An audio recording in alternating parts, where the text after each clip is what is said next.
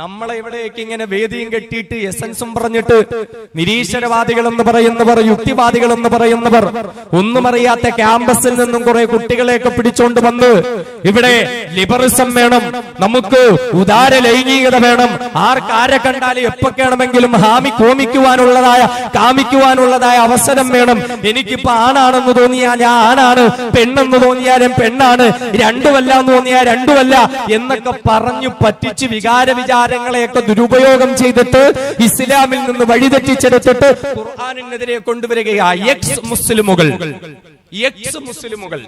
എന്നും പറഞ്ഞിട്ട് ഖുർആനിനെതിരെ ആളുകളെ കൊണ്ടുവന്നിരിക്കുക. ഈ പറയുന്ന നിരീശ്വരവാദികളായ വിവരമില്ലാത്തവർക്കറിയോ, ലോകം കണ്ട വലിയ വലിയ ശാസ്ത്രജ്ഞന്മാർ ഇവിടെ ഖുർആൻ ഇട്ടെടുത്തിരിക്കുകയാണോ? അവര് ഖുർആൻ പഠിച്ചിട്ട് ലോകത്തിന്റെ മുമ്പിൽ അവർ പറയുന്നു ഈ ഖുർആൻ പറയുന്നത് സത്യമാണ്, അല്ലാഹു ഏകനായ ഇലാഹാണ്, മരണശേഷം നമുക്കൊരു ജീവിതമുണ്ട്, സ്വർഗവും നരകവും ഉണ്ട്. ലോകം കണ്ട വലിയ വലിയ ശാസ്ത്രജ്ഞന്മാരാണ് ഇത് വിളിച്ചു പറയുന്നത്. അല്ലാഹു മനസ്സിലാക്കാൻ തൗഫീഖ് നൽകുമാറാകട്ടെ. അല്ലാഹുവിന്റെ പ്രിയപ്പെട്ട പ്രവാചകൻ അഷ്റഫുൽ ഖൽഖ് നബിയുനാ മുത്തളി മുഹമ്മദ് മുസ്തഫ സ്വല്ലല്ലാഹു അലൈഹി വസല്ലമ തങ്ങളിലേക്ക് അവതരിപ്പിക്കപ്പെട്ട വിശുദ്ധ ഖുർആൻ, ആ ഖുർആൻ ഇന്നും നമ്മുടെയൊക്കെ മുന്നിൽ കാലിക പ്രസക്തിയോടുകൂടി, അഥവാ നൂറ്റാണ്ടുകൾ എത്ര കടന്നുപോയാലും, ആധുനിക ശാസ്ത്രം എത്ര വലിയ കണ്ടുപിടുത്തങ്ങളിലേക്ക് പോയാലും, എത്ര വലിയ ടെക്നോളജികൾ വന്നെന്ന് പറഞ്ഞാലും, എത്ര വലിയ പുതിയ പുതിയ പഠനങ്ങൾ നടത്തപ്പെട്ടു എന്ന് പറഞ്ഞാലും അള്ളാഹുവിന്റെ ഖുർആനിന്റെ പ്രസക്തി നഷ്ടപ്പെട്ടു പോകുന്നില്ല. ഖുർആനിന്റെ സന്ദേശങ്ങളുടെ പ്രാധാന്യത നഷ്ടപ്പെട്ടു പോകുന്നില്ല. കാലം എത്ര കടന്നാലും, നൂറ്റാണ്ടുകൾ എത്ര കടന്നാലും വിശുദ്ധ ഖുർആൻ ലോകത്തിന്റെ മുന്നിൽ വലിയ സന്ദേശങ്ങൾ നൽകിക്കൊണ്ട് നിലനിൽക്കുകയാണ്. ഈ വിശുദ്ധമായ ഖുർആനിൽ ന്യൂനതകൾ കണ്ടെത്താൻ ഒരുപാട് പേര് ശ്രമിച്ചിട്ടുണ്ട്. ഖുർആനിൽ എന്തെങ്കിലുമൊക്കെ തെറ്റുകുറ്റങ്ങൾ കണ്ടുപിടിക്കാൻ ഇപ്പോഴും ഇവിടുത്തെ നിരീശ്വരവാദികളുണ്ട്, യുക്തിവാദികൾ എന്ന് സ്വയം പറയുന്ന യുക്തിരഹിതവാദികളുണ്ട്. അവരൊക്കെയും ശ്രമിക്കുന്നുണ്ട് വിശുദ്ധമായ ഖുർആനിൽ എന്തെങ്കിലും ന്യൂനതകൾ കണ്ടെത്താൻ, വിശുദ്ധ ഖുർആനിൽ എന്തെങ്കിലും കുറവുകൾ കണ്ടെത്താൻ. ഇവരെന്നല്ല, വലിയ വലിയ ബുദ്ധിജീവികൾ ഈ ലോകത്ത് ശ്രമിച്ചിട്ടുണ്ട്. ഗ്യാരി മില്ലർ എന്ന് പേര് പറയുന്ന ക്രൈസ്തവനായ ഒരു ഗണിതശാസ്ത്ര വിദഗ്ധനുണ്ടായിരുന്നു. ഗ്യാരി മില്ലർ എന്നാണ് അദ്ദേഹത്തിന്റെ പേര്. അദ്ദേഹത്തിൻ്റെതായ സംഭാവനകളുടെയും പ്രവർത്തനങ്ങളുടെയും ഫലമായി ഒരുപാട് അവാർഡുകളും പുരസ്കാരങ്ങളും ഒക്കെ നേടിയെടുത്തിട്ടുള്ള ലോക പ്രശസ്തനായ ഒരു ഗണിതശാസ്ത്ര വിദഗ്ധനായിരുന്നു. കണക്കുകൾ കൊണ്ട് കളിക്കുന്ന ഒരാളായിരുന്നു ഗ്യാരി മില്ലർ. അദ്ദേഹം ഒരു ക്രൈസ്തവനായിരുന്നു. അങ്ങനെ ഇരിക്കെ അദ്ദേഹത്തിന് ഒരാഗ്രഹമുണ്ടായി, വിശുദ്ധ ഖുർആൻ ഒന്ന് പഠിക്കണം. എന്തിനാ ഖുർആൻ പഠിക്കുന്നത്? ഖുർആൻ പഠിക്കുന്നത് മുസ്ലിം ആകാൻ വേണ്ടിയിട്ടല്ല, നേരെ മറിച്ച് ഈ ഖുർആനിൽ ന്യൂനതകൾ കണ്ടെത്തണം. വിശുദ്ധമായ ഖുർആനിലെ കുറവുകൾ എനിക്ക് കണ്ടെത്തണം. ഖുർആനിൽ എന്തെങ്കിലുമൊക്കെ കുറവുകളും കുറ്റങ്ങളും ഉണ്ടാകും. ഖുർആൻ എന്ന് പറയുന്നത് 10,500 കൊല്ലം മുമ്പ് ഇറങ്ങിയതല്ലേ? ഈ 21ാം നൂറ്റാണ്ടില് തന്നെ പോലെ ഒരു ഗണിതശാസ്ത്ര വിദഗ്ധൻ ഈ ഖുർആനിൽ പഠനം നടത്തിയാൽ ന്യൂനതകൾ ഒരുപാട് കണ്ടെത്താൻ സാധിക്കും, കുറ്റങ്ങളും കുറവുകളും ഒരുപാട് കണ്ടെത്താൻ സാധിക്കും. ഇത് ദൈവത്തിന്റെ ഗ്രന്ഥമല്ല, മറിച്ച് ഇത് മുഹമ്മദ് എന്ന മനുഷ്യൻ എഴുതിയുണ്ടാക്കിയ ഗ്രന്ഥമാണ്. ജിബ്രീൽ എന്ന മാലാഖ കൊണ്ടുവന്നതല്ല. ആരെടുത്തോ പോയി അറബി ഭാഷയൊക്കെ പഠിച്ച് അവരിലൂടെ എഴുതിയുണ്ടാക്കിയ ഒരു ഗ്രന്ഥം മാത്രമാണ് ഈ ഖുർആൻ.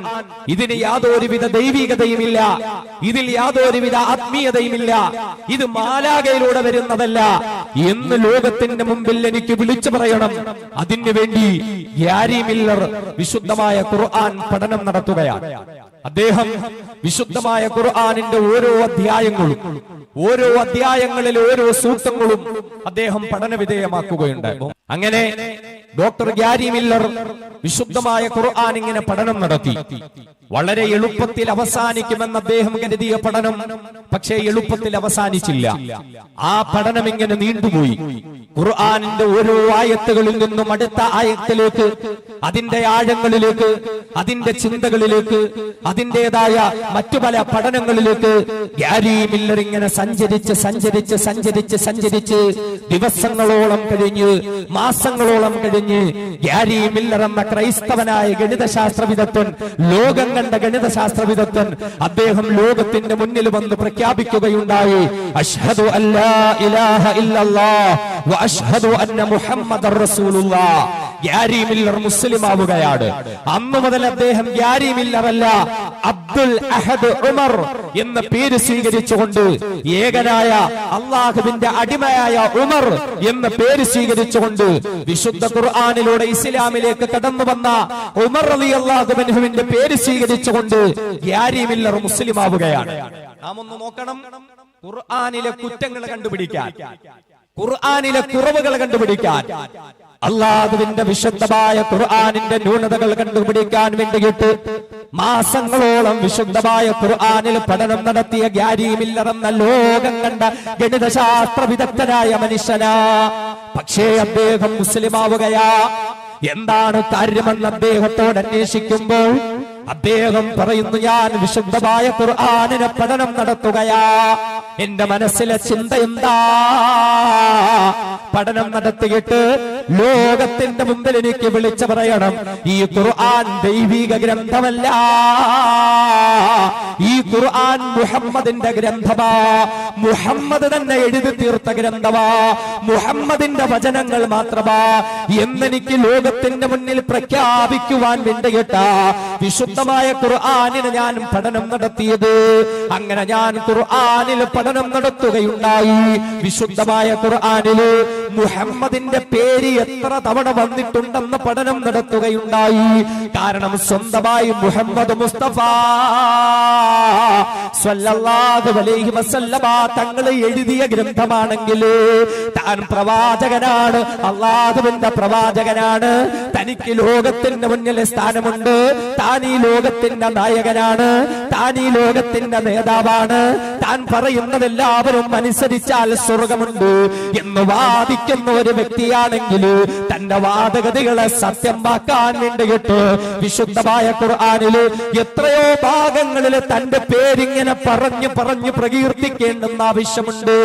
അങ്ങനെ ഞാൻ ഖുർആൻ പഠിച്ചു നോക്കി, മുഹമ്മദ് എന്ന നാമം എത്ര തവണയാ ഖുർആനിലുള്ളത്.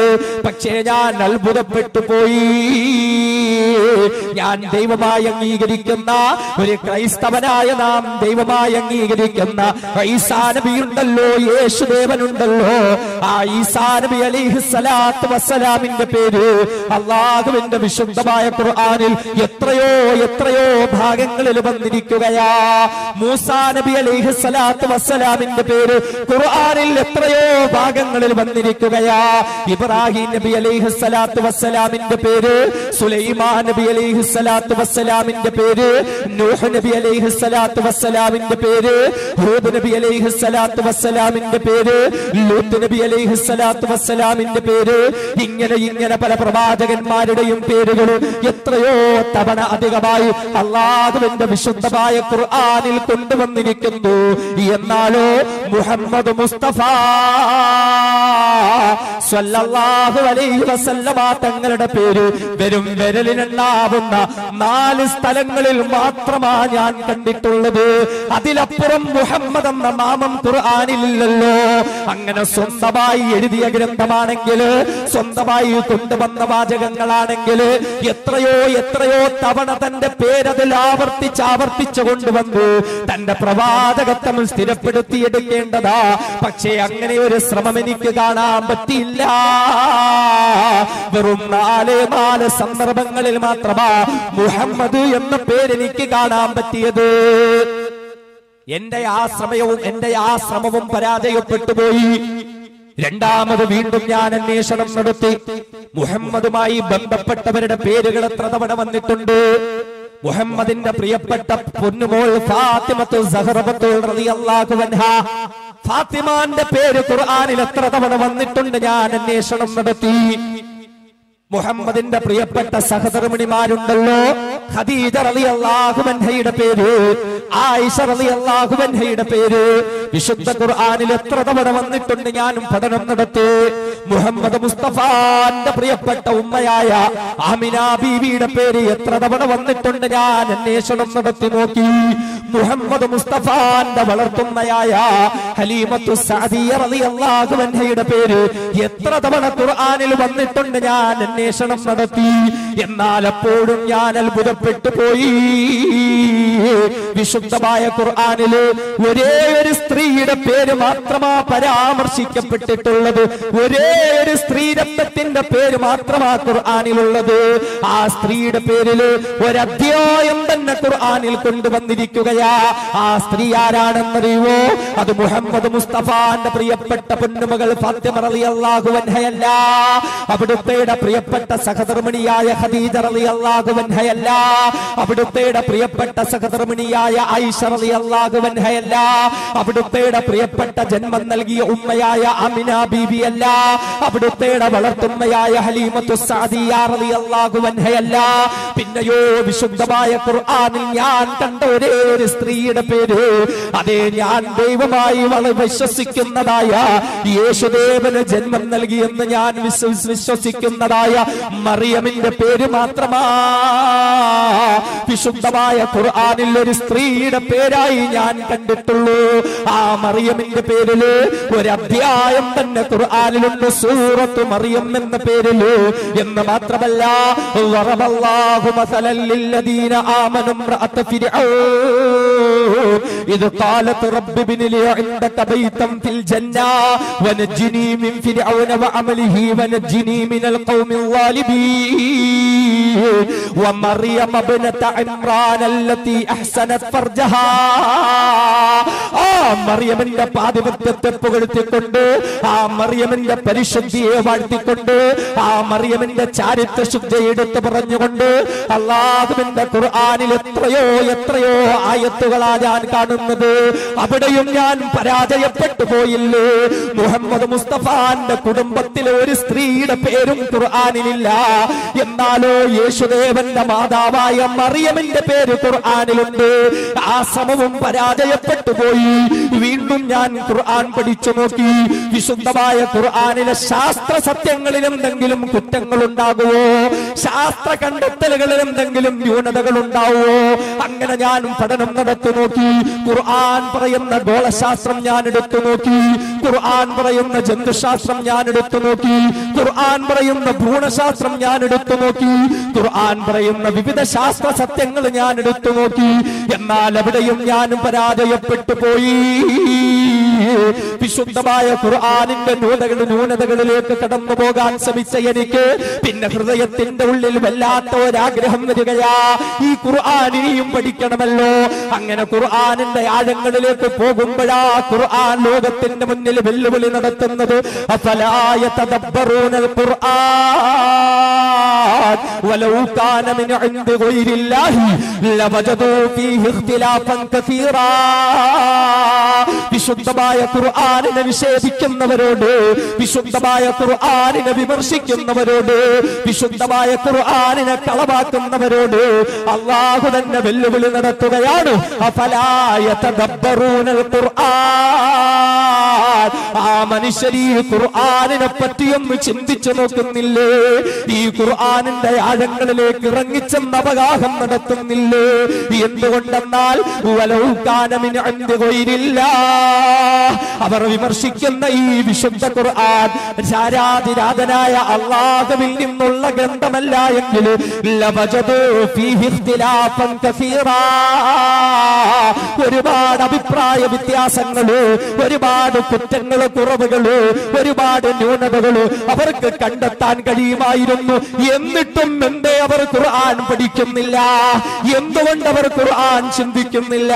ക്യാരി മില്ലർ എന്ന ക്രൈസ്തവനായ ഗണിതശാസ്ത്ര വിദഗ്ധം പറയുകയാ, എന്റെ ഹൃദയത്തിൽ ഞെട്ടലുണ്ടായി.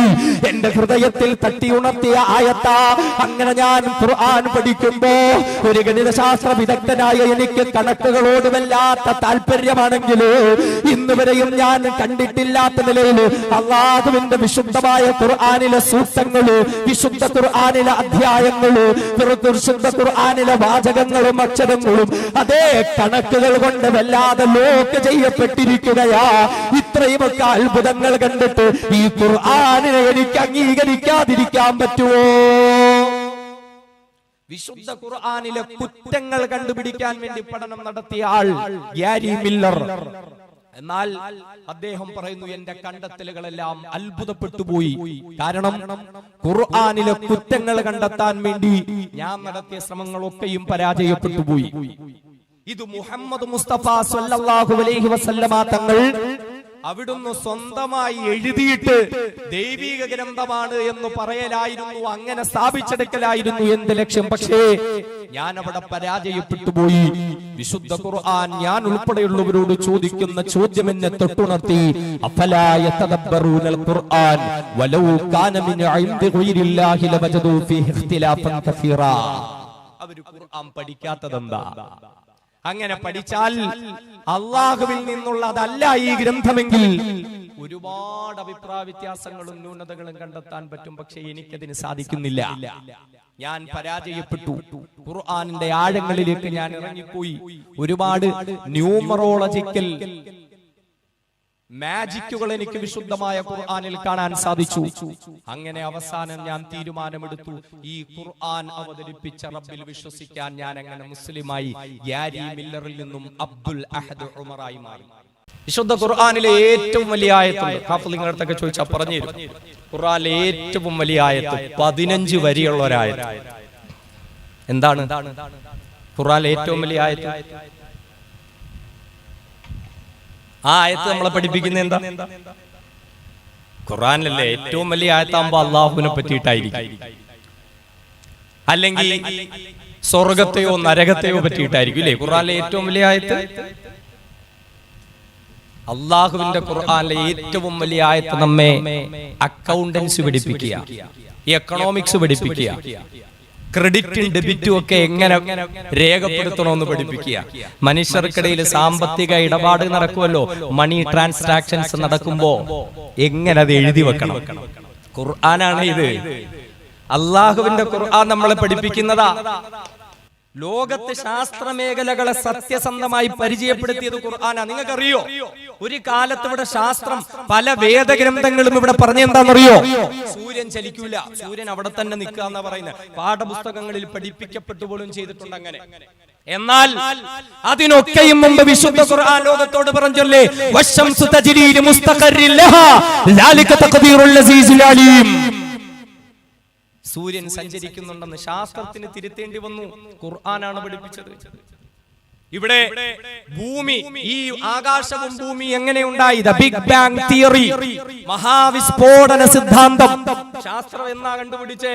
പക്ഷേ അള്ളാന്റെ ഖുർആൻ നൂറ്റാണ്ടുകൾക്ക് മുമ്പ് പറഞ്ഞില്ലേ, അവലം യറല്ലദീന കഫറു വന്ന സമാവാതി വൽ കാനതാ റത്ഖാ ഫഫതഖ്നാഹുമാ.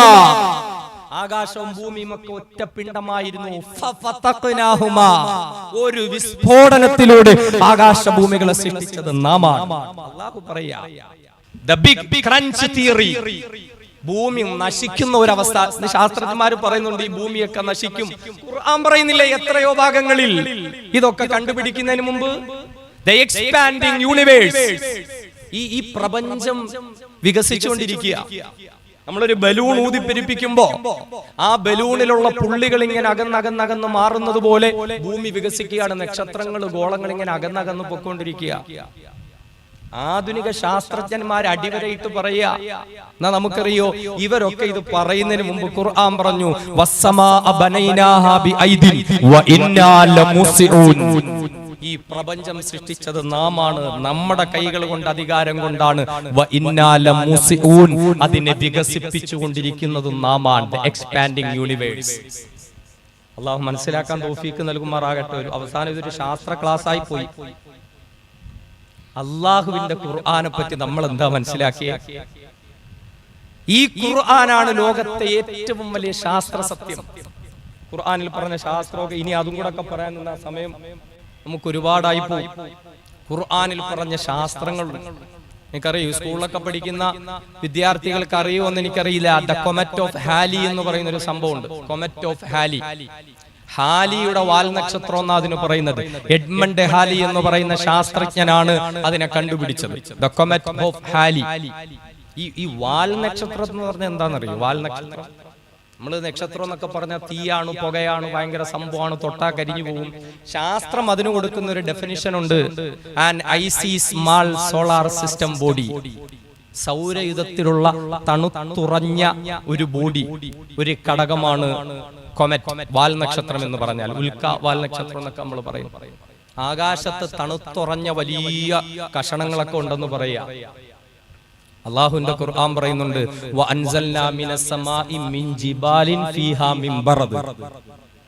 ആകാശത്ത് നിന്ന് വലിയ മഞ്ഞുമലകളിൽ നിന്നും മഞ്ഞ് നാം താഴോട്ടിറക്കുന്നു.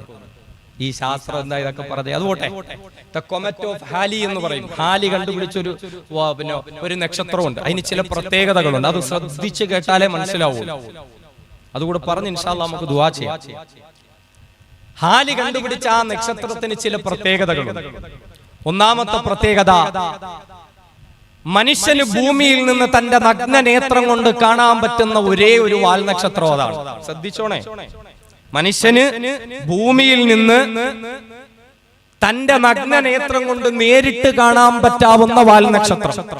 കാരണം മറ്റ് നക്ഷത്രങ്ങളിൽ നിന്നും അതിന് നിറവ്യത്യാസം ഉണ്ടാവും, അതിന് വലിപ്പത്തിന് ആകൃതിക്കൊക്കെ വ്യത്യാസം ഉണ്ടാവും. ഏകദേശം 1986 അവസാനമായി അതിനെ കണ്ടത്.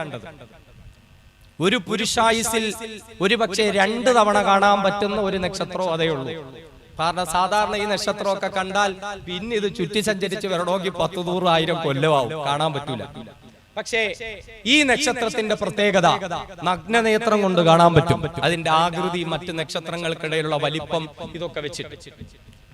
രണ്ടാമത്തെ പ്രത്യേകത, ഈ നക്ഷത്രത്തെ നാം എവിടെയാണോ കണ്ടത് അവിടെ തന്നെ ഇത് അസ്തമിക്കുകയും അപ്രത്യക്ഷമാവുകയും ചെയ്യും. അപ്പോ എല്ലാ നക്ഷത്രങ്ങൾക്കിടയിൽ നമുക്കതിനെ പ്രത്യേകിച്ച് കാണാൻ പറ്റും. അതുപോലെ തന്നെ എവിടെ കണ്ടു അവിടെ തന്നെ ഇത് അപ്രത്യക്ഷമായി പോകും.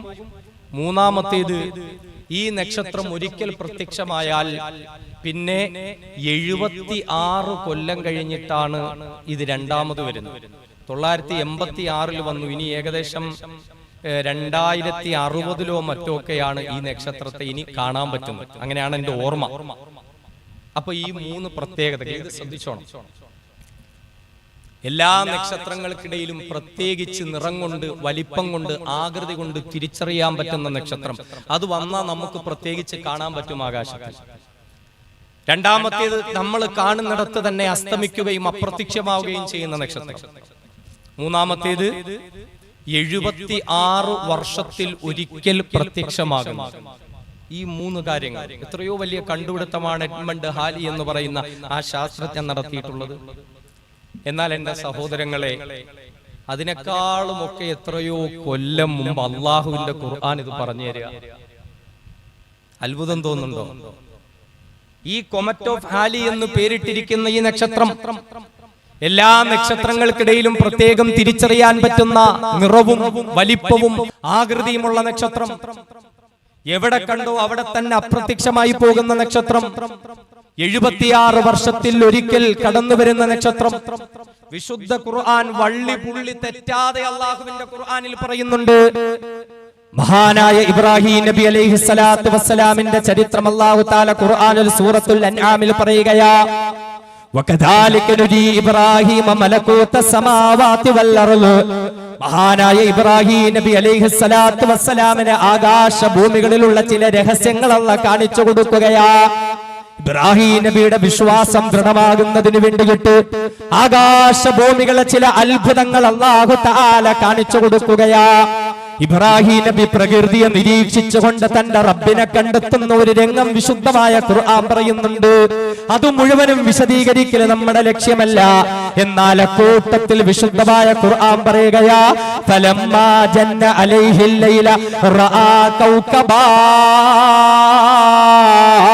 ഖാല ഹാദാ റബ്ബി ഫലമ്മാ അഫല ഖാല ലാ ഉഹിബ്ബുൽ ആഫിലീൻ.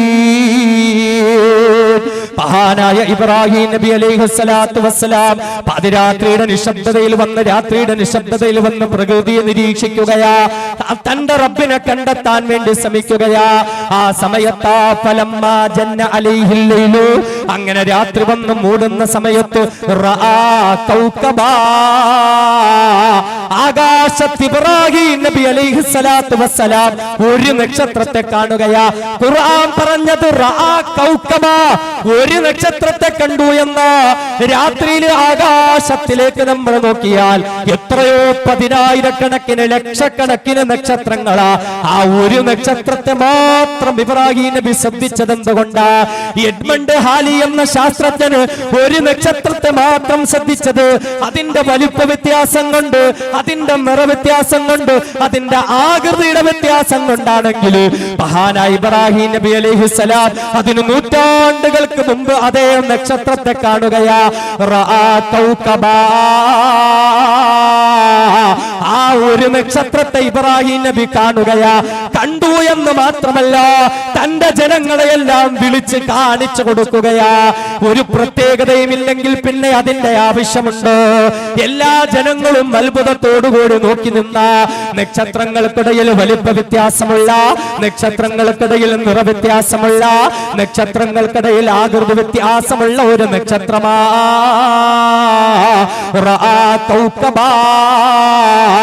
ആ ഒരു നക്ഷത്രത്തെ ഇബ്രാഹിം നബി കാണുകയാ. ഇബ്രാഹിം ജനങ്ങൾക്ക് അല്ലാഹുവിനെ പരിചയപ്പെടുത്തി കൊടുക്കുന്നതിന്റെ ഭാഗമായി ആ നക്ഷത്രത്തെ നിരീക്ഷിച്ച് പഠനം നടത്തുമ്പോൾ ഖുർആൻ തൊട്ടെടുത്ത് പറയുന്നു, ഫലമ്മാ അഫലാ. അതേ എഡ്മണ്ട് ഹാല് കണ്ടുപിടിച്ച വാൽ നക്ഷത്രത്തിന്റെ രണ്ടാമത്തെ പ്രത്യേകത എന്താ? എവിടെയാണോ കണ്ടത് അവിടെ തന്നെ അത് ഡിസപ്പിയർ ആവുക എന്നുള്ളതാ. എവിടെ കണ്ടോ അവിടെ തന്നെ അപ്രത്യക്ഷമാവുക എന്നുള്ളതാ. ഖുർആൻ പറയുന്നു, ഫലമ്മാ അഫലാ. ഇബ്രാഹിം നബിയും തന്റെ ജനങ്ങളും ആ നക്ഷത്രത്തെ നിരീക്ഷിച്ചു കൊണ്ടിരിക്കുമ്പോ ആ നക്ഷത്രം അപ്രത്യക്ഷമാവുകയാ. ആ നക്ഷത്രം അസ്തമിച്ചു പോവുകയാ. എത്ര കൃത്യമായിട്ടാ ഖുർആൻ പറയുന്നത്. എഡ്മണ്ട് ഹാല് കണ്ടുപിടിച്ച നക്ഷത്രമാണെന്ന് വെറുതെ പറയുന്നതല്ലല്ലോ. എല്ലാ നക്ഷത്രങ്ങൾക്കും ഇടയിൽ തിരിച്ചറിയാൻ പറ്റുന്നതാണ്. എല്ലാ നക്ഷത്രങ്ങളുടെ ഇടയിലും അസ്തമിച്ചു പോകുന്ന നക്ഷത്രമാണ്. ഇനി മൂന്നാമത്തെ പ്രത്യേകത എന്താ? 76 വർഷത്തിൽ ഒരിക്കൽ മാത്രമാണ് അത് പ്രത്യക്ഷപ്പെടുന്നതെങ്കിൽ എന്റെ പ്രിയപ്പെട്ട സഹോദരങ്ങളെ, വീട്ടിലേക്ക് പോയിട്ട് അല്ലാഹുവിന്റെ വിശുദ്ധ ഖുർആൻ എടുക്കുക. ഇല്ലെങ്കിൽ നിങ്ങളുടെ കയ്യിൽ മൊബൈൽ ഉണ്ടല്ലോ, ആ മൊബൈലിലുണ്ടല്ലോ വിശുദ്ധമായ ഖുർആൻ. ആ ഖുർആനിൽ സൂറത്തുൽ അൻആം നിങ്ങൾ ഒന്നെടുക്കുവോ. എന്നിട്ട് ആ സൂറത്തുൽ അൻആമിൽ 76ാമത്തെ ആയത്തൊന്നെടുക്കുമോ. ആ 76ാമത്തെ ആയത്തിലാ ഇബ്രാഹിം നബി കണ്ട നക്ഷത്രത്തെ പറ്റി അല്ലാഹു പറയുന്നത്. 76 വർഷത്തിൽ ഒരിക്കൽ പ്രത്യക്ഷപ്പെടുന്ന നക്ഷത്രത്തെ 76ാമത്തെ ആയത്തിൽ കൊണ്ടുവന്ന അല്ലാഹ് 75ാമത്തതിലും പോയില്ല, 77ാമത്തതിലും പോയില്ല. കൃത്യമായി 76 വർഷത്തിലൊരിക്കൽ പ്രത്യക്ഷപ്പെടുന്ന നക്ഷത്രത്തെ ആ 76ാമത്തെ ആയത്തിൽ കൊണ്ടുവന്ന അല്ലാഹ്. അൽഹംദുലില്ലാഹ് അൽഹംദുലില്ലാഹ് അൽഹംദുലില്ലാഹില്ലദീ അൻസല അലാ അബ്ദിഹിൽ കിതാബ വലം യജ്അൽ ലഹു ഇവജാ. തന്റെ പ്രിയപ്പെട്ട ദാസനായ മുഹമ്മദ് മുസ്തഫ തങ്ങളുടെ മേലിൽ യാതൊരുവിധ ന്യൂനതകളുമില്ലാത്ത ഖുർആൻ ഇറക്കിയ റബ്ബേ, അൽഹംദുലില്ലാഹ്, നിനക്കാണ് സർവസ്തുതികളും റബ്ബേ. എത്ര സ്പഷ്ടമായിട്ടാണ് ഖുർആൻ പറഞ്ഞേ. എല്ലാ നക്ഷത്രങ്ങളുടെയും ഇടയിൽ ആ നക്ഷത്രത്തെ മാത്രം ഇബ്രാഹിം നബി കാണുകയും ശ്രദ്ധിക്കുകയും വേണമെങ്കിൽ അതിന് വലിപ്പ വ്യത്യാസം, നിറവ്യത്യാസം, ആകൃതി വ്യത്യാസം ഉണ്ടാകണം. എഡ്മണ്ട് ഹാലി ആ നക്ഷത്രം കണ്ടെത്താ അതുകൊണ്ടാ. ഇബ്രാഹിം നബിയും ആ നക്ഷത്രം കണ്ടത് അതുകൊണ്ടാ. രണ്ടാമത്തത് ഹാലി പറയുന്നു കണ്ടോണ്ടിരിക്കുമ്പോ അതങ്ങ് അസ്തമിച്ചു പോകും. ഖുർആൻ പറയുന്നു ഫലമ്മാ ഫല, നോക്കിക്കൊണ്ടിരുന്നപ്പോ അതങ്ങ് അപ്രത്യക്ഷമായി. 76 വർഷത്തിൽ ഒരിക്കലാ വരുന്നതെന്ന് ഹാലി പറയുന്നു. ഖുർആൻ ഈ നക്ഷത്രത്തെ പറ്റി പറഞ്ഞ ആയത്ത് 76ാമത്തെ ആയത്ത്. അള്ളാഹുവിന്റെ ഖുർആൻ പറയുന്ന ശാസ്ത്രം അള്ളാഹു മനസ്സിലാക്കാൻ തൗഫീഖ് നൽകട്ടെ. ലോകം കണ്ട ശാസ്ത്രജ്ഞന്മാർ, കീത്ത് മൂറിനെ പോലെയുള്ള ശാസ്ത്രജ്ഞന്മാർ ശാസ്ത്രത്തിന്റെ വളർച്ചയിൽ ഖുർആനിന്റെ പങ്ക് എന്ത് എന്ന് ലോകത്തിന്റെ മുമ്പിൽ പറയുന്നുണ്ട്. കീത്ത് മൂറിനെ പോലെയുള്ള ശാസ്ത്രജ്ഞന്മാർ മൗറിസ് ബുഖായി എന്ന് പറയുന്ന ഒരു ശാസ്ത്രജ്ഞനുണ്ട്, നിസാര ആളൊന്നുമല്ല. അദ്ദേഹത്തിന്റെ പുസ്തകങ്ങള്, അദ്ദേഹത്തിന്റെ ഗവേഷണങ്ങള്, അദ്ദേഹത്തിന്റെ കണ്ടുപിടുത്തങ്ങളൊക്കെ ലോകത്തിന്റെ മുമ്പിൽ വലിയ ചർച്ചയാ. നമുക്കറിയോ, ഏകദേശം 1800കളുടെ അവസാനത്തിൽ ചെങ്കടലിന്റെ അടിയിൽ നിന്നും ഫറോവയുടെ ശവശരീരം കിട്ടി. ആ ഫറോവയുടെ ശവശരീരം ഈജിപ്തിൽ സൂക്ഷിച്ചിരിക്കുന്നു. അവിടുത്തെ ലോകത്തെ ഏറ്റവും വലിയ മ്യൂസിയത്തിന്റെ ഉള്ളിൽ സൂക്ഷിച്ചിരിക്കുന്നു. എന്നാ നിങ്ങൾക്കറിയോ, ലോക ചരിത്രത്തിൽ ഒരേ ഒരു തവണ ആ മ്യൂസിയത്തിൽ നിന്നും ആ ശരീരം ഫ്രാൻസിലേക്ക് കൊണ്ടുപോയിട്ടുണ്ട്. ഫ്രാൻസിലേക്ക് കൊണ്ടുപോയിട്ടുണ്ട്. ആ ശരീരം ഒരേ ഒരു തവണ മാത്രമേ പുറത്തു കൊണ്ടുപോയിട്ടുള്ളൂ. പിന്നെ തിരിച്ച് അതേപോലെ കൊണ്ടുവന്നു. ആർക്കു വേണ്ടിയിട്ടാ? മൗറിസ് ബുഖായി എന്ന ശാസ്ത്രജ്ഞന് വേണ്ടിയിട്ട്. അയാൾ ആവശ്യപ്പെട്ടു, ഭരണകൂടങ്ങൾ ഇടപെട്ടു. മൗറിസ് ബുഖായി എന്നൊക്കെ പറഞ്ഞാൽ ഫ്രാൻസിലെ ഏറ്റവും വലിയ ശാസ്ത്രജ്ഞനാ. അദ്ദേഹത്തിന്റെ ശാസ്ത്ര കണ്ടുപിടുത്തങ്ങൾക്ക് ഫ്രാൻസിലെ പരമോന്നത ബഹുമതി കൊടുത്ത് ആദരിച്ച ശാസ്ത്രജ്ഞനാണ് ഡോക്ടർ മൗറിസ് ബുഖായി. ആ മൗറിസ് ബുഖായി ആവശ്യപ്പെട്ടപ്പോൾ ഈജിപ്തിലെയും ഫ്രാൻസിലെയും ഭരണകൂടം തമ്മിൽ ചർച്ച ചെയ്തിട്ട് ഫറോവയുടെ ശരീരം ഫ്രാൻസിലേക്ക് കൊടുത്തുവിട്ടു. നമ്മൾ ചിന്തിക്കണം. കാരണം അദ്ദേഹം അതിൽ പഠനം നടത്താൻ വേണ്ടിയിട്ട് മൗറിസ് ബുഖായിയുടെ എക്സ്പെരിമെന്റ് ടേബിളിൽ ഫറോവയുടെ ശരീരം വന്നു. കാരണം അയാൾക്ക് വല്ലാത്ത അത്ഭുതം. ആ ശരീരം പരിശോധിക്കുമ്പോ 1000കണക്കിന് കൊല്ലങ്ങളുടെ പഴക്കമുണ്ട് ഈ ശരീരം. ഇതെങ്ങനെ കടലിന്റെ അടിയിൽ കിടന്നു? മത്സ്യങ്ങൾ കൊത്തിവലിച്ചില്ല. അതാ കടലിൽ കിടന്നിട്ട് തിരമാലകളിൽ അലഞ്ഞലഞ്ഞ് ആ ശരീരത്തിന്റെ കൈയും കാലും തലയും വേർപെട്ടു പോകാൻ ചാൻസ് ഉണ്ട്. അങ്ങനെ ഉണ്ടായില്ല. അത് ദ്രവിച്ചു പോയില്ല, അത് നശിച്ചു പോയില്ല.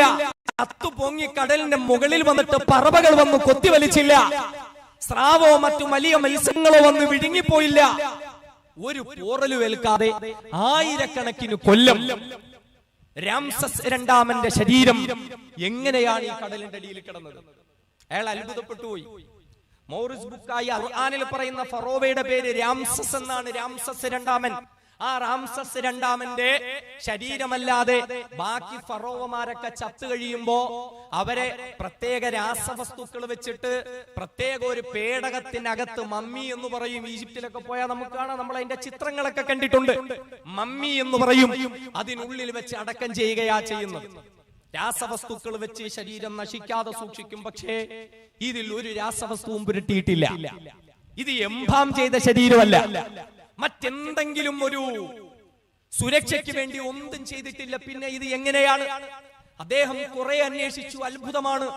അദ്ദേഹത്തിന് അതിനെപ്പറ്റി കണ്ടെത്താൻ പറ്റിയില്ല.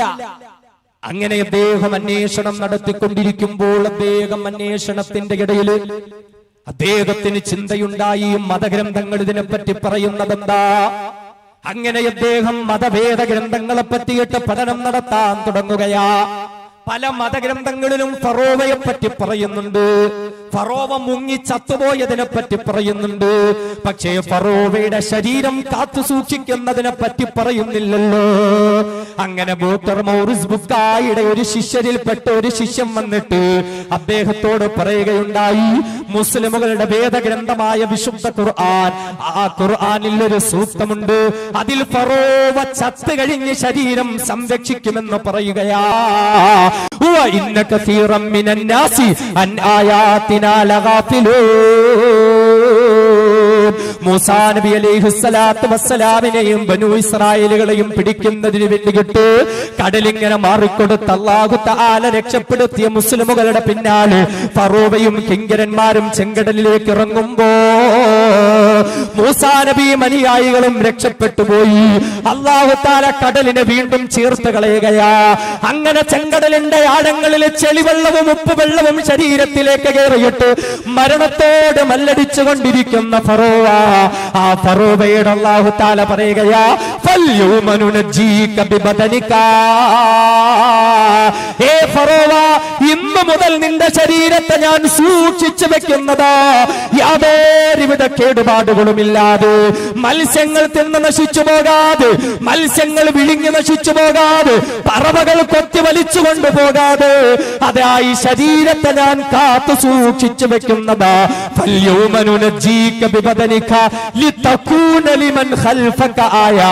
എന്തിനു വേണ്ടിയിട്ടാ? നിനക്ക് ശേഷം വരുന്ന ആളുകൾക്കൊരു ദൃഷ്ടാന്തമായിട്ട്, നിന്റെ കാലഘട്ടത്തിന് ശേഷം ആയിരക്കണക്കിന് കൊല്ലങ്ങൾക്ക് ശേഷം വരുന്ന ഒരു സമൂഹത്തിന്, ഒരു സമുദായത്തിന് ദൃഷ്ടാന്തമായിക്കൊണ്ട്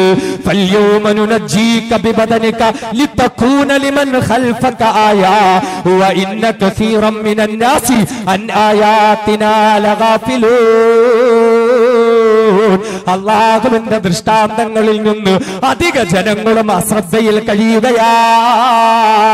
ഈ ഒരു ആയത്ത് കൊണ്ടതും മൗറിസ് ബുക്കായിയുടെ ഹൃദയം തുറക്കുകയാ. എത്ര സുന്ദരമായിട്ടാ ഖുർആൻ പറയുന്നത്, എത്ര സ്പഷ്ടമായിട്ടാ ഖുർആൻ പറയുന്നത്. ഒരു കേടുപാടുമില്ലാതെ ഈ ശരീരം സൂക്ഷിക്കുമെന്ന്, പിൽക്കാലത്തുള്ള ജനങ്ങൾക്ക് വേണ്ടി ദൃഷ്ടാന്തമായി അതിനെ നൽകുമെന്ന് മൗറിസ് ബുക്കായി ഏറ്റെടുക്കുന്ന വിശുദ്ധ ഖുർആൻ. അങ്ങനെ അദ്ദേഹം ഇസ്ലാമിന്റെ തീരത്തേക്ക് കടന്നു വരികയാ. ഡോക്ടർ മൗറിസ് ബുക്കായി മുസ്ലിമായി. അദ്ദേഹം പിന്നെ ഗ്രന്ഥം എഴുതി. വിശുദ്ധ ഖുർആനും ശാസ്ത്രവും എന്ന പേരിൽ ലോക പ്രശസ്ത ഗ്രന്ഥങ്ങളും പ്രബന്ധങ്ങളും അദ്ദേഹം അവതരിപ്പിച്ചു. നമ്മളിപ്പോഴും ഈ ഖുർആൻ ഒരു പഴഞ്ചൻ സാധനം, മുസ്ലിയാക്കന്മാർക്ക് ഓതാനുള്ള, റമളാനിൽ മാത്രം ഓതാനുള്ള ഒരു സാധനം. വലിയ വലിയ ശാസ്ത്രജ്ഞന്മാരെടുത്ത് അവരുടെ മുമ്പിൽ വെച്ച് തുറന്ന് ഖുർആൻ ആയത്തുകൾ കണ്ട് കണ്ണീരൊഴുക്കി പൊട്ടിക്കരഞ്ഞുകൊണ്ടിരിക്കുന്നു. അള്ളാഹുവിന്റെ വിശുദ്ധ ഖുർആൻ നിസ്സാരമാണെന്ന് നമ്മൾ കരുതിയോ? നിസ്സാരമാണെന്ന് നമ്മൾ വിചാരിച്ചോ? തീർന്നിട്ടില്ല സഹോദരങ്ങളെ. ഇങ്ങനെ എണ്ണി എണ്ണി പറയാൻ നിന്നാൽ തായ്ലൻഡിലെ തേജാസൻ എന്ന് പറയുന്ന ഒരു ഡോക്ടറുണ്ട്. The anatomy of human body, മനുഷ്യ ശരീര ഘടനകളെ പറ്റിയിട്ട് പഠനം നടത്തുന്ന മനുഷ്യനാണ് അദ്ദേഹം. അദ്ദേഹം ഇങ്ങനെ പഠനം നടത്തിക്കൊണ്ടിരിക്കുമ്പോ ആദ്യകാലത്തൊക്കെ മനുഷ്യ ശരീരത്തിന്റെ പഞ്ചേന്ദ്രിയങ്ങളില്ല, 4 ഇന്ദ്രിയങ്ങളേ ഉള്ളൂ. അന്ന് തൊലി എന്ന് പറയുന്നതിന് ഇതിനകത്തോട് ഉൾപ്പെടുത്തിയിട്ടില്ല. സ്പർശനത്തിലൂടെ മനുഷ്യൻ തിരിച്ചറിയുന്ന ഒരു ഇന്ദ്രിയമായി തൊലിയെ ഉൾപ്പെടുത്തിയിട്ടില്ല. അത് തലച്ചോറോ മറ്റോ ആയിരിക്കുമെന്ന ചർച്ചകൾ ഇങ്ങനെ നടക്കുക. പക്ഷേ തേജാസന്നിന് അതങ്ങോട്ട് പൊരുത്തപ്പെടുന്നില്ല. അദ്ദേഹത്തിന് ആ ഒരു കണ്ടെത്തൽ പറ്റുന്നില്ല. അതെങ്ങനെ അംഗീകരിക്കാൻ പറ്റും? മനുഷ്യൻ സ്പർശനത്തിലൂടെയല്ലേ തിരിച്ചറിയുന്നത്, തലച്ചോറിലൂടെയാണെന്ന് എങ്ങനെ പറയാൻ പറ്റും? ആ കണ്ടുപിടുത്തം അങ്ങോട്ട് പൊരുത്തപ്പെടുന്നില്ല. ഇത്രയും നാളെ തന്റെ പഠനവും തന്റെ ഗവേഷണവും ഒക്കെ വെച്ചിട്ട് അദ്ദേഹത്തിന് പൊരുത്തപ്പെടുന്നില്ല.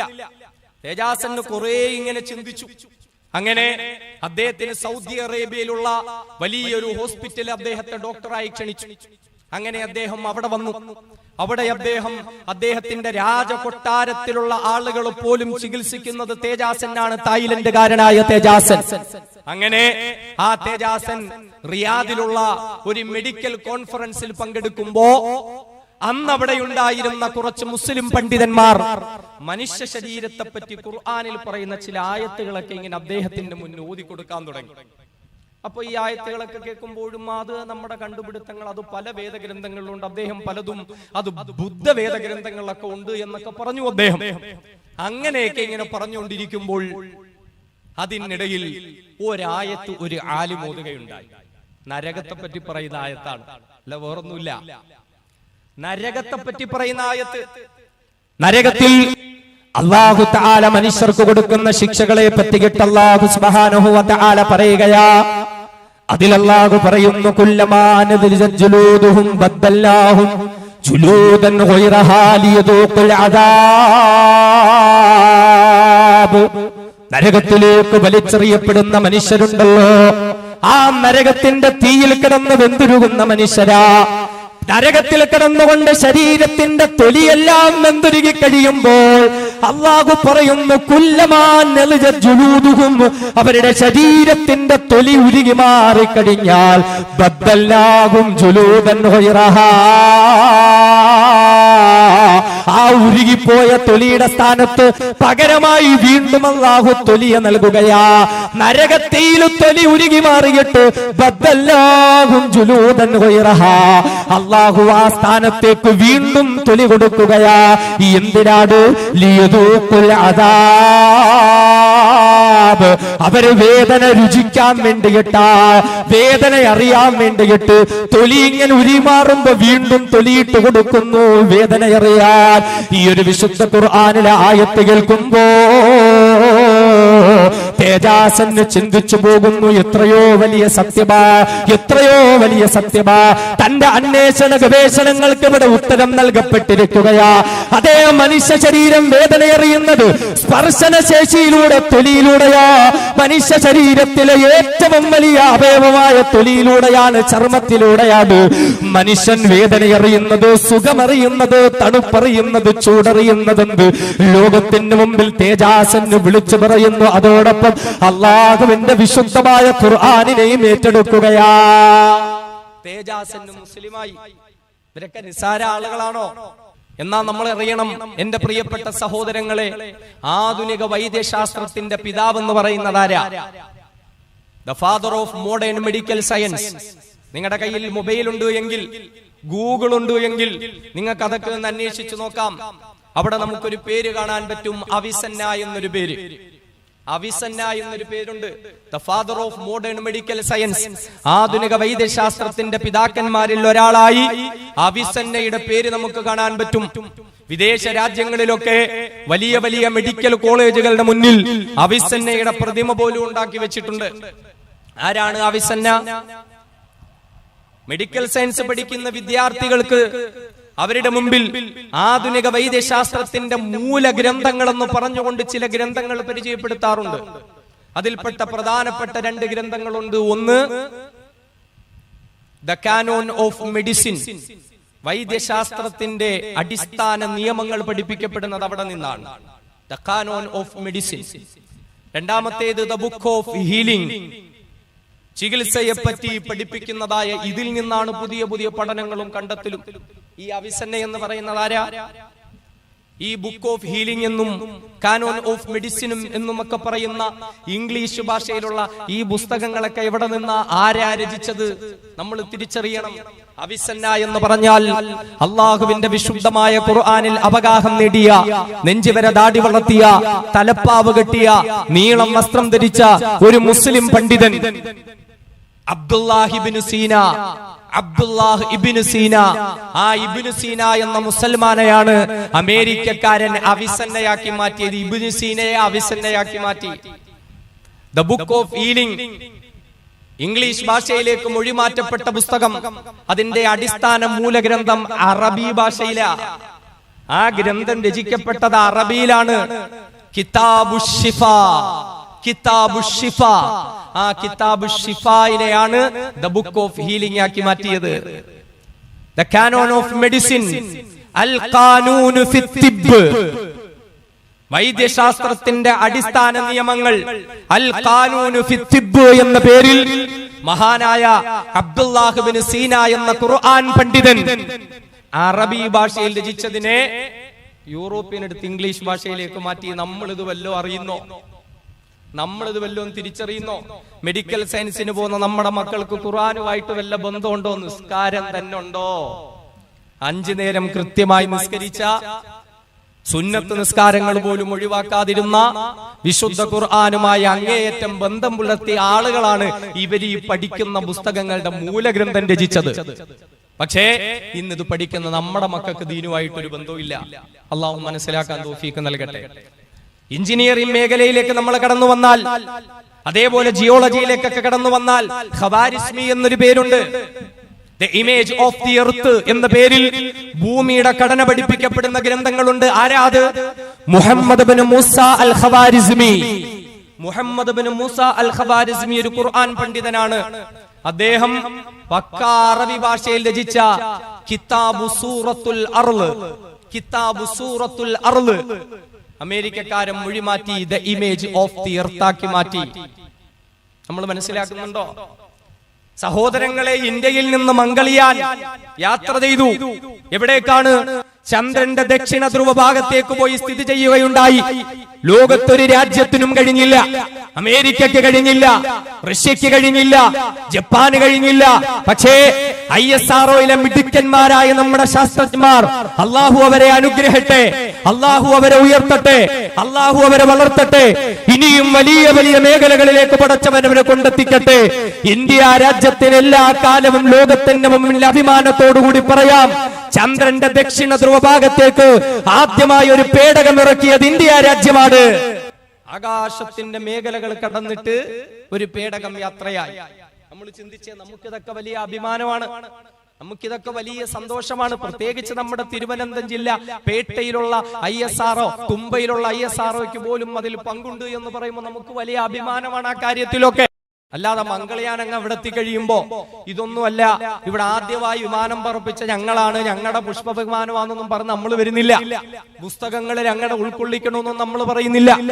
അതേസമയം നമുക്കൊരു വിശ്വാസമുണ്ട്. അള്ളാഹുവിന്റെ പ്രിയപ്പെട്ട ഹബീബ് മുത്തളി മുഹമ്മദ് മുസ്തഫ സ്വല്ലല്ലാഹു അലൈഹി വസല്ലമ തങ്ങള് മിഅ്റാജിന്റെ യാത്ര നടത്തി, ഇസ്രാ മിഅ്റാജ് നടത്തിയ ഒരു യാത്രയുണ്ട്. ബുറാഖ് എന്ന പ്രത്യേക വാഹനത്തിൽ ഏറിയിട്ട് ഹബീബായ റസൂൽ ആകാശത്തിന്റെ സർവ്വസീമകളും കടന്നിട്ട് സ്വർഗവാതിലുകളെല്ലാം നരകവാതിലുകളെല്ലാം കടന്ന് അങ്ങേയറ്റം അല്ലാഹു റബ്ബുൽ ഇസ്സത്തിന്റെ അടുക്കൽ പോയി. നമ്മളൊക്കെ അത് വിശ്വസിക്കുന്നുണ്ട്. ആ സംഭവം നടന്നത് മക്കയില. പക്ഷേ മക്കയിൽ ഒരു സ്കൂളിൽ പോലും ലോകത്താദ്യമായി വിമാനയാത്ര നടത്തിയത്, റോക്കറ്റ് നടത്തിയത് റസൂലുള്ളാഹി എന്ന് പഠിപ്പിക്കുന്നില്ല. നമ്മൾ അംഗീകരിക്കുന്നു ഇവിടുത്തെ ശാസ്ത്രത്തിന്റെ കണ്ടെത്തലുകൾ. അള്ളാഹുവിന്റെ ഖുർആൻ പറയുന്നില്ലേ, നിങ്ങൾക്ക് കഴിയുമെങ്കിൽ നിങ്ങൾ പൊക്കോളിൻ, ആകാശത്തിന്റേതായ ഭൂമിയുടേതായ സീമകൾ കടന്നുകൊണ്ട് പോകാൻ പറ്റുമെങ്കിൽ നിങ്ങൾ പൊക്കോളിൻ. പക്ഷേ അള്ളാഹു സഹായിച്ചിട്ടല്ലാതെ നിങ്ങൾക്ക് പറ്റൂല. അല്ലേ? സുനിത വില്യംസ് എന്ന ശാസ്ത്രജ്ഞ അവിടെ കിടക്കുക, തിരിച്ചു വരാൻ പറ്റുന്നില്ല. എന്താ? കണ്ടുപിടുത്തങ്ങൾ ഇല്ലാത്തോണ്ടാണോ? സംവിധാനങ്ങൾ ഇല്ലാത്തോണ്ടാണോ? പറ്റുന്നില്ല. ഇനി എത്ര നാൾ ആ സ്ത്രീ അവിടെ കിടക്കുമെന്ന് അള്ളാഹു താല ഒരു പോർണ്ണമില്ലാതെ തിരിച്ചെത്തിക്കട്ടെ.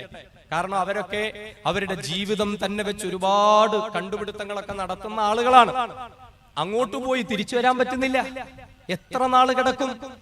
അവിടെയാണ് അല്ലാഹുവിന്റെ ഖുർആൻ പറഞ്ഞത്, യാ മഅ്ശറൽ ജിന്നി വൽ ഇൻസ്, അല്ലയോ മനുഷ്യരെ, അല്ലയോ ജിന്നുകളെ, ഇനിസ്തതഅതും അൻ തൻഫുദൂ മിൻ അഖ്താരിസ് സമാവാതി വൽ അർളി ഫൻഫുദൂ, നിങ്ങൾക്ക് പറ്റുമെങ്കിൽ ആകാശഭൂമികളുടെ അതിർവരമ്പുകൾ കടന്ന് നിങ്ങൾ പൊയ്ക്കോളിൻ, പൊയ്ക്കോളിൻ.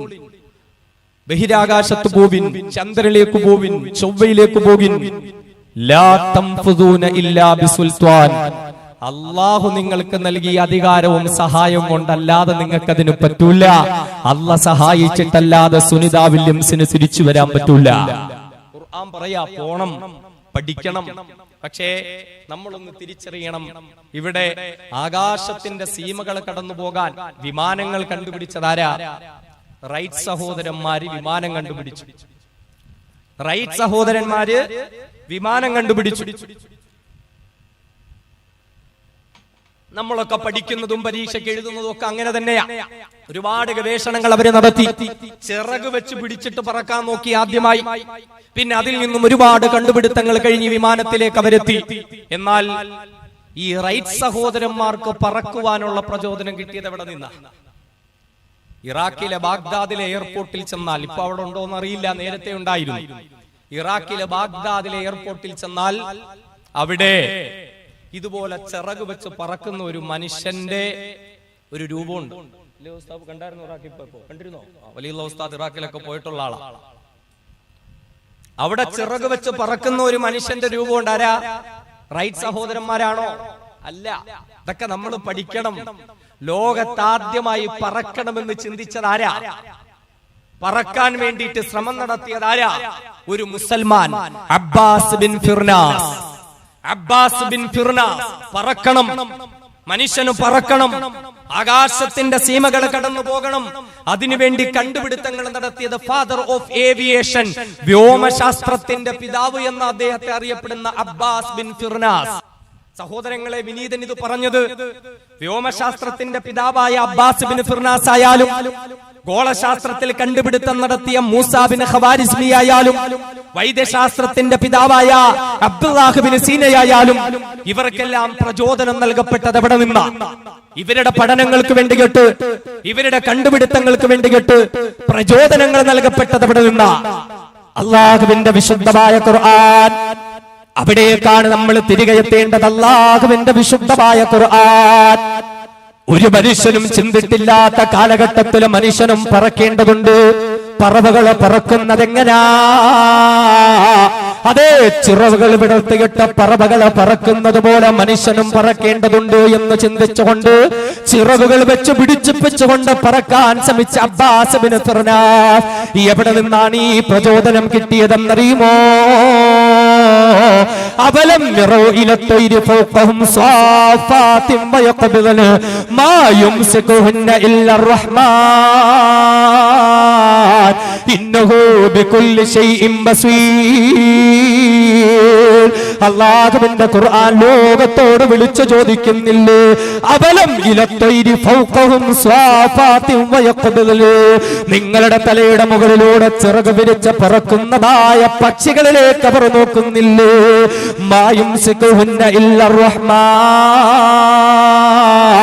കാരുണ്യവാനായ പടച്ചവൻ ആകാശത്ത് നിന്ന് ഭൂമിയിലേക്ക് വീണുപോകാതെ ആ ചിറകുകളിൽ അവരെ താങ്ങി നിർത്തിയിരിക്കുന്നതെങ്ങനാ? ഏ മനുഷ്യ, നീ ചിന്തിച്ചു നോക്കടേ. ഏ മനുഷ്യ, നീ പഠനം നടത്തി നോക്കടേ. അതേ, പറക്കുവാൻ വേണ്ടി മനുഷ്യന് പ്രചോദനം നൽകിയ വിശുദ്ധ ഖുർആൻ ഏവിയേഷൻ അടിസ്ഥാന ശിലയിട്ടുകൊണ്ട് ലോകത്തോടാദ്യമായി പറവകളെ നിരീക്ഷിക്കാൻ പറഞ്ഞ വിശുദ്ധമായ ഖുർആൻ തീർന്നിട്ടില്ലല്ലോ സഹോദരങ്ങളെ. ഓരോ ശാസ്ത്ര മേഖലകൾ നമ്മൾ എടുത്താലും അല്ലാഹുവിന്റെ ഖുർആനല്ലേ അവിടെ അടിസ്ഥാനമിട്ടിട്ടുള്ളത്. അല്ലാഹു ചോദിക്കുന്നു, അഫലാ യൻളുറൂന ഇലൽ ഇബ്ലി കൈഫ ഖുലിഖത് വഇലസ് സമാഇ കൈഫ റുഫിഅത് വഇലൽ ജിബാലി കൈഫ നുസിബത് വഇലൽ അർളി കൈഫ സുതിഹത് ഫദക്കിർ ഇന്നമാ അൻത മുദക്കിർ. അല്ലാഹുവിന്റെ ഖുർആൻ പറയുകയാ, അഫലാ യൻളുറൂന ഇലൽ ഇബ്ലി കൈഫ ഖുലിഖത്, എന്തുകൊണ്ട് അവരൊട്ടകങ്ങളിലേക്ക് നോക്കുന്നില്ല? അവിടെ ആ ഒട്ടകങ്ങൾ എങ്ങനെയാ സൃഷ്ടിക്കപ്പെട്ടിരിക്കുന്നതെങ്ങനെന്ന്? മരുഭൂമിയിലൂടെ നടന്നു നീങ്ങുന്ന ഒട്ടകമുണ്ടല്ലോ, ആ ഒട്ടകത്തിന്റെ ശരീരഘടന എങ്ങനെയാ? ആ ഒട്ടകത്തിൻ്റെതായ ജീവിതം എങ്ങനെയാ? ആ ഒട്ടകത്തിൻ്റെതായ ശാസ്ത്രം എങ്ങനെയാ? ആ ഒട്ടകത്തിലേക്ക് നോക്കിക്കൊണ്ടവര് പഠനം നടത്താത്തതെന്തേ? അതേ, ജന്തുശാസ്ത്രം പഠിക്കാൻ പ്രചോദനം നൽകുന്ന ഖുർആൻ വഇന്ന ലകും ഫിൽ അൻആമി ലഇബ്റാ നുസ്ഖീകും മിമ്മാ ഫീ ബുതൂനിഹാ മിൻ ബൈനി ഫർസിൻ വദമിൻ ലബനൻ ഖാലിസൻ സായിഗൻ ലിശ്ശാരിബീൻ. നിശ്ചയമായും നാൽക്കാലി മൃഗങ്ങളിൽ നിങ്ങൾക്ക് ഒരുപാട് ഗുണപാഠങ്ങളുണ്ട്. ആ നാൽക്കാലി മൃഗങ്ങളിൽ നിങ്ങൾ ഗവേഷണം നടത്തണേ, ജന്തുശാസ്ത്രം നിങ്ങൾ പഠിക്കണേ, സുവോളജി നിങ്ങൾ പഠിക്കണേ. വഇന്ന ലകും ഫിൽ അൻആമി ലഇബ്റാ നുസ്ഖീകും മിമ്മാ ഫീ ബുതൂനിഹാ മിൻ ബൈനി ഫർസിൻ വദമിൻ ലബനൻ ഖാലിസൻ സായിഗൻ ലിശ്ശാരിബീൻ. എങ്ങനെയാണ് ആ നാൽക്കാലി മൃഗങ്ങളുടെ ശരീരത്തിന്റെ ഉള്ളിൽ നിന്ന് സുന്ദര പാനീയമായ പാല് വരുന്നതെങ്ങനെയാ? ചീഞ്ഞു മാറുന്ന ചാണകത്തിന്റെയും മലിനമായ രക്തത്തിന്റെയും ഇടയിൽ നിന്ന് നിങ്ങൾക്ക് നല്ല സുന്ദരമായ വെള്ള നിറമുള്ളതായ പാനീയമായ പാല് കിട്ടുന്നതെങ്ങനാ? ഏ മനുഷ്യരെ, നിങ്ങൾ പഠിക്കണേ, ജന്തുക്കളുടെ ശരീരത്തിന്റെ ഉള്ളിൽ നടക്കുന്ന അത്ഭുതകരമായ പ്രക്രിയയെ പറ്റി പഠിക്കണമെന്ന് ലോകത്തോട് പറഞ്ഞു ജന്തുശാസ്ത്രത്തിന്റെ അടിസ്ഥാന ശിലഭാഗിയ വിശുദ്ധ ഖുർആൻ. എന്നിട്ട് വീണ്ടും അല്ലാഹുവിന്റെ ഖുർആൻ പറയുകയാ, വഇലസ് സമാഇ കൈഫ റുഫിഅത്, എന്തുകൊണ്ട് അവർ നോക്കുന്നില്ല? ആകാശം ഉയർത്തപ്പെട്ടിരിക്കുന്നതെങ്ങനെയാ? ആകാശം ഉയർത്തപ്പെട്ടിരിക്കുന്നതെങ്ങനെയാ? ആകാശത്തിന്റെ അത്ഭുതങ്ങളിലേക്ക് അവർ നോക്കാത്തതെന്ത്? അല്ലദീ ഖലഖ സബ്അ സമാവാതിൻ തിമാഖാ വജഅലൽ ഖമറ ഫീഹിന്ന നൂറൻ വജഅല ശംസ സിറാജാ. തട്ടുതട്ടുകളായി ആകാശ ആകാശത്തെ വിധാനിച്ച അല്ലാഹ് അതിൽ സൂര്യനെയും ചന്ദ്രങ്ങളെയും നക്ഷത്രങ്ങളെയും കൊണ്ടുവന്ന് അലങ്കരിച്ചിരിക്കുന്ന അല്ലാഹ്. എന്തുകൊണ്ട് അല്ലാഹു റബ്ബുൽ ഇസ്സത്തിന്റെ ഈ അത്ഭുതകരമായ പ്രക്രിയയിലേക്ക് നിങ്ങൾ നോക്കുന്നില്ല? അല്ലാഹു തആല നമ്മളോട് ചോദിക്കുക, ആകാശത്തെ പറ്റി പഠിക്കുക, അസ്ട്രോണമി നിങ്ങൾ പഠിക്കുക, വാനശാസ്ത്രം പഠിക്കുക. ലോകത്തോട് വിളിച്ചു പറയുന്ന വിശുദ്ധ ഖുർആൻ തീർന്നിട്ടില്ല. വീണ്ടും അല്ലാഹുവിന്റെ ഖുർആൻ പറയുകയാ, വഇലൽ ജിബാലി കൈഫ നുസിബത്ത്. അതേ പർവ്വതങ്ങൾ നിർമ്മിക്കപ്പെട്ടിരിക്കുന്നത് എങ്ങനെയാ? ഭൂമി ഇളകാതിരിക്കാൻ, ഭൂമി നശിച്ചു പോകാതിരിക്കാൻ ആണിയടിപ്പിച്ചുറപ്പിച്ചു വെച്ചിരിക്കുന്നത് പോലെ പർവ്വതങ്ങളെ സൃഷ്ടിച്ചിരിക്കുന്ന അല്ലാഹ്. പ്രകൃതിയെ പറ്റി പഠിക്കണേ, കാലാവസ്ഥകളെ പറ്റി പഠിക്കണേ, സന്തുലിതാവസ്ഥയെ പറ്റി പഠിക്കണേ. സഹോദരങ്ങളെ, വയനാട് മുണ്ടക്കയിൽ ഉരുൾപൊട്ടലുണ്ടായതിന്റെ വേദന മാറിയിട്ടില്ലല്ലോ. കഴിഞ്ഞ ആഴ്ച ഇതേ സമയം വിനീതൻ അങ്ങോട്ട് യാത്ര ചെയ്തുകൊണ്ടിരിക്കുകയാ. ശനിയാഴ്ചയുടെ പകല് വിനീതൻ മേപ്പാടിയുടെ മുണ്ടക്കയത്തിന്റെ ചൂരൽമലയുടെ പ്രദേശങ്ങൾ കണ്ടുപോയതാ. റബ്ബേ, അല്ലാഹു റബ്ബുൽ ഇസ്സത്ത് പ്രകൃതി രമണീയ കൊണ്ട് അനുഗ്രഹിച്ച ഇടമാ. പച്ചപ്പ് നിറഞ്ഞ പർവ്വതങ്ങൾ കൊണ്ട് അനുഗ്രഹിച്ച സ്ഥലമാ. എന്നാൽ ആ പർവ്വതങ്ങൾ മനുഷ്യർ പൊട്ടിക്കാൻ തുടങ്ങിയപ്പോ, ആ കുന്നുകൾ മനുഷ്യൻ ഇടിക്കാൻ തുടങ്ങിയപ്പോ, അല്ലാഹു ആണികളായി ഭൂമിയിൽ ഉറപ്പിച്ച പർവ്വതങ്ങളെ തകർക്കാൻ തുടങ്ങിയപ്പോ അല്ലാഹു റബ്ബുൽ ഇസ്സത്തിന്റേതായ പരീക്ഷണം ഉരുൾപൊട്ടലും ജലപ്രളയവുമായി വരികയാ. അല്ലാഹു പറയുന്നു, മനുഷ്യരെ നിങ്ങൾ പഠിക്കുക. അല്ലാഹു പർവ്വതങ്ങൾ ഭൂമികൾ കാണികളാക്കി വെച്ചിരിക്കുന്നത് എങ്ങനെയാ? എന്തുകൊണ്ട് നിങ്ങൾ പഠിക്കുന്നില്ല? വഇലൽ അർളി കൈഫ സുതിഹത്. ഈ ഭൂമിയെ പടച്ചവൻ വിരിച്ചു വെച്ചിരിക്കുന്നത് എങ്ങനെയാ? ഈ ഭൂമിയെ സംവിധാനിച്ചിരിക്കുന്നത് എങ്ങനെയാ? ജിയോളജിയെ പറ്റി നിങ്ങൾ പഠിക്കുക, ഭൗമശാസ്ത്രത്തെ പറ്റി നിങ്ങൾ പഠിക്കുക.